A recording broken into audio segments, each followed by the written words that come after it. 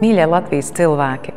Ziemassvētki ir laiks, kad pierimst ikdienas duna, mirklis, kad iestājas miers un gaisma no jauna ienāk mūsu ikdienā.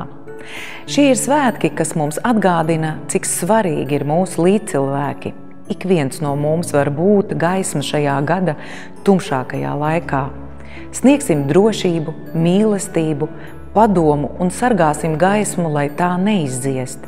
Būsim viens otram spēka avots un miera osta. Nebūsim vienaldzīgi un būsim cits cita stiprais plecs. Spēks un tuvība nepieciešama ikvienam, arī stiprajiem. Šo kopības sajūtu novēlu paturēt sirdīs arī jaunajā gadā.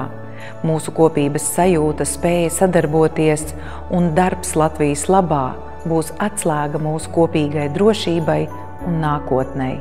Lai Ziemassvētku gaišums nes mieru un mīlestību ik katra mājās, bet jaunais 2025. gads spēku, veselību un iedvesmu jauniem darbiem un panākumiem. Priecīgus Ziemassvētkus un laimīgu jauno gadu!